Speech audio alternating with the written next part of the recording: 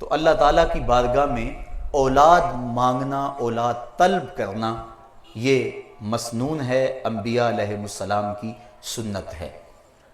اولاد کے حقوق کیا ہیں؟ علماء فرماتے ہیں ایک حق اولاد کا ایسا ہے جو ان کی پیدائش سے قبل ہے۔ عرب کا ایک بہت بڑا دانشور ابو الاسود الدؤلی ایک دن اپنی اولاد کو کہنے لگا کہ انی احسنت لکم صغارا و کبارا و قبل ان تولدوا، میرے بیٹو میں نے تمہارے اوپر احسان کیے جب تم چھوٹے تھے، جب تم بڑے ہوئے، اور اس وقت بھی میں نے تمہارے اوپر احسان کیا جب تم ابھی پیدا بھی نہیں ہوئے تھے۔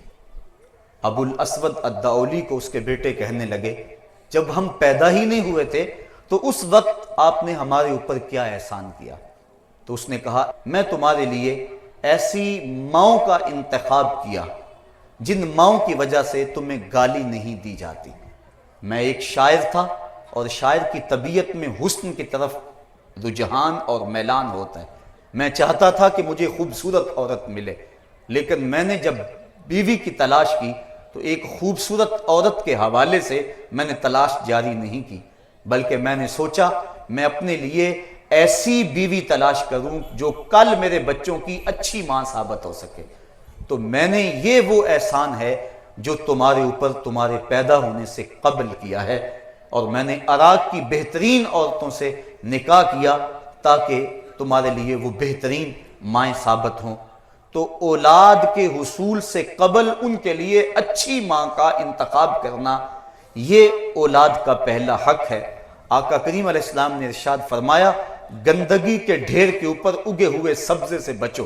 صحابہ نے عرض کی حضور گندگی کے ڈھیر کے اوپر اگا ہوا سبزہ کیا ہے؟ آپ نے فرمایا المرأۃ الحسناء فی منبت السوء، وہ ایسی عورت ہے کہ جو برے گھر میں ہے لیکن حسن و جمال میں بہت آگے ہے، اور تم اس کے حسن و جمال کی وجہ سے اس کو اختیار کر لو، لیکن اس کا نسب اور حسب ٹھیک نہ ہو، کل تمہاری اولاد اس کی تربیت کی گود میں آنی ہے تو وہ تمہاری اولاد کی اچھی تربیت نہیں کر سکے گی۔ لہٰذا تم گندگی کے اوپر اگنے والے پودوں سے، اگنے والے سبزے سے اجتناب اور پرہیز کرو۔ تو اپنی اولاد کے لیے ان کی پیدائش سے قبل اچھی ماں کا انتخاب کرنا یہ مستحب ہے۔ آپ نے علماء کی زبان سے کئی مرتبہ یہ واقعہ سنا ہوگا کہ حضرت عمر فاروق گشت کرتے رہتے، لوگوں کے حالات معلوم کرتے رہتے۔ ایک دن ایک عورت اپنے بیٹی کو کہہ رہی تھی کہ بیٹی دودھ میں پانی ملا لو، تو بیٹی نے کہا امیر المومنین کا حکم ہے کہ دودھ میں پانی شامل نہیں کرنا۔ کہا امیر المومنین کب دیکھ رہے ہیں؟ کہا امیر المومنین تو نہیں دیکھ رہے، رب العالمین تو دیکھ رہا ہے۔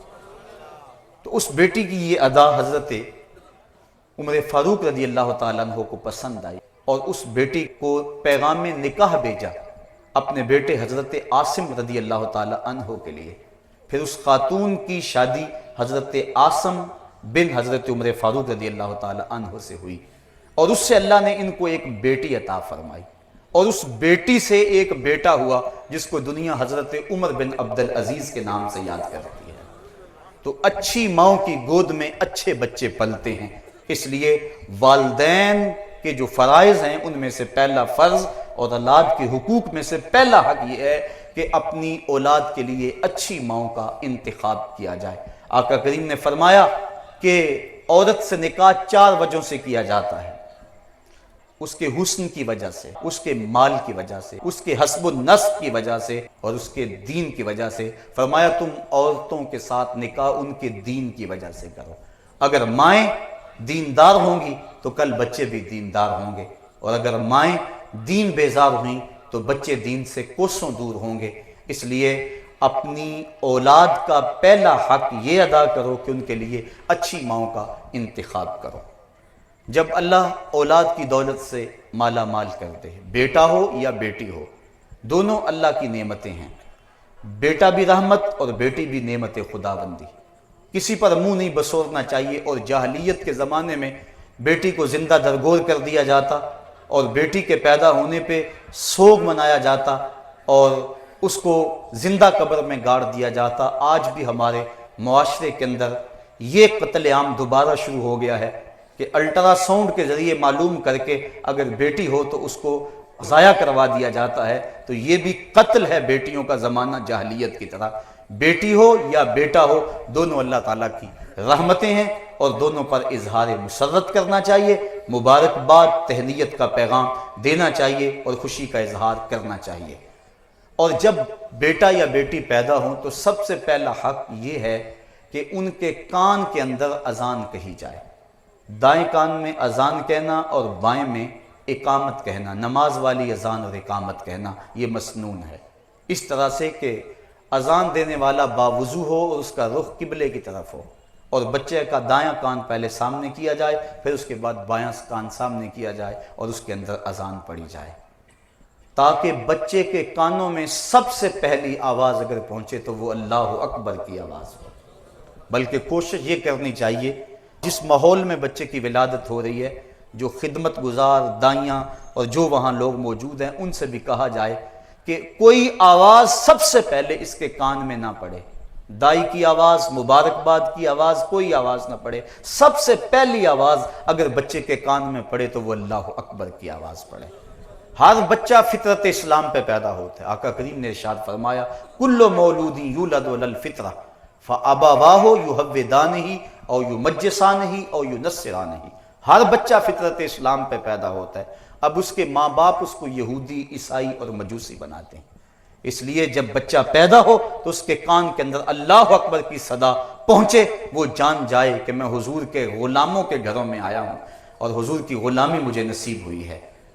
اور آج ماہرین اس بات کو بیان کرتے ہیں کہ پہلی آوازیں بچپن میں جو بچے کے کانوں میں پڑتی ہیں وہ ان کا فہم نہیں رکھتا، لیکن اس کے باوجود ساری زندگی وہ ان آوازوں سے مانوس رہتا ہے اور اس کے اثرات اس کے دل میں اترتے ہیں۔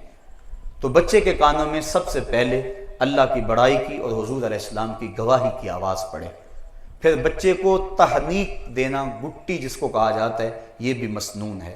موجودہ دور میں کچھ ڈاکٹر اس کی مخالفت کرتے ہیں، لیکن گٹی کے جو فوائد ہیں اس پر بھی ماہرین نے گفتگو کی ہے، اس سے بچے کو بہت سارے فوائد ملتے ہیں اور بچہ فصیح ہوتا ہے۔ وہ شہد یا کھجور لے کے بچے کے تالو پر اس کو مل دیا جائے اور پورے منہ میں اس کو پھیلا دیا جائے، اور اگر کوئی اچھا اور نیک آدمی گٹی دے تو یہ ایک اچھی اور نیک فعل ہے۔ بچہ جب 7 دن کا ہو تو اس کا عقیقہ کرنا مسنون ہے، بچے کے لیے 2 جانور اور بیٹی کے لیے 1 جانور، وہی شرائط جو قربانی کے جانور کی شرائط ہیں، ان کے ساتھ اس کو عقیقہ کر دیا جائے، اور عقیقے کا جو گوشت ہے کوشش کریں اس کی ہڈیاں نہ توڑیں، بلکہ اس کو کچا تقسیم کر دیں، اگر اس کو پکا کے بھی تقسیم کریں گے تو یہ بھی شرعاً درست اور جائز ہے۔ بچے کے سر مونڈ دیے جائیں اور بالوں کے وزن کے برابر چاندی یا اس کی قیمت راہ خدا میں خیرات کی جائے، اور جو بال ہیں وہ ضائع نہ کیے جائیں، کسی گندگی کے ڈھیر پہ نہ پھینکے جائیں، بلکہ ان کو کسی پاکیزہ جگہ پہ دفن کر دیا جائے۔ یہ صرف بچے کے بالوں کا مسئلہ نہیں، ہر انسان کے بال ہوں یا ناخن ہوں، یہ انسان کے جسم کا جز اور حصہ ہیں، ان کو کٹوا کے یوں ہی نہیں پھینکنا چاہیے، بلکہ یہ انسان کی عزت اور تکریم ہے کہ اس کو کسی پاک جگہ پہ رکھنا چاہیے یا دفن کر دینا چاہیے۔ اس کے بعد بچے کے ختنے 7 دن کرنا یہ بھی مسنون ہے۔ بچہ کمزور ہو تو اس کے ختنوں کا وقت آگے بھی لے جایا جا سکتا ہے، لیکن علماء نے یہ تصریح کی ہے کہ بلوغت سے قبل ختنے کر دیے جائیں، اس لیے کہ جو پردہ ہے وہ واجب ہے اور ختنے مسنون ہیں، تو سنت ادا کرنے کے لیے ایک واجب توڑنا پڑے گا اگر بلوغت کے بعد ختنے کیے، لہٰذا بلوغت سے قبل جب چاہیں آپ ختنے کر دیں گے، لیکن بہتر یہ ہے کہ 7ویں دن ختنے کر دیے جائیں۔ ہاں اگر کوئی شخص اسلام لاتا ہے بلوغت کے بعد تو اس کے ختنے اسی وقت کیے جائیں گے۔ حضرت ابراہیم علیہ السلام 80 سال کی عمر میں تھے کہ جب ختنوں کا حکم آیا تو آپ نے بسولے کے ساتھ خود اپنے ختنے فرمائے تھے، تو عمر کے کسی حصے کے اندر بھی ختنے کیے جا سکتے ہیں اگر ختنے نہ ہو سکے ہوں۔ پھر اچھا نام رکھ دینا، یہ 7ویں دن اگر نام رکھ دیں تو یہ مسنون ہے، اس سے قبل نام رکھنا بھی جائز ہے، لیکن مسنون یہ ہے کہ 7ویں دن نام رکھا جائے۔ اور آقا کریم نے ارشاد فرمایا तसम्मु बिअस्माइल अंबिया, अपने बेटों के नाम नबियों के नामों पे रखें। और फिर फरमाया अहब्बुल अस्मा, बेहतरीन और महबूब तरीन अस्मा जो हैं वो अल्लाह के यहाँ वो अब्दुल्ला और अब्दुर्रहमान हैं। और फिर ये भी इरशाद फरमाया कि बेहतरीन नाम हम्माम और हारिस हैं। हमज़ा नाम की फजीलत भी अहादीस के अंदर मौजूद है। और ये भी इरशाद फरमाया तसम्मु बेइस्मी, मेरे नाम पे अपने बच्चों के नाम रखो। और उलमा ने इरशाद फरमाया जिस दस्तरखान पे मोहम्मद नाम का बच्चा होगा वहाँ बेबरकती नहीं आएगी।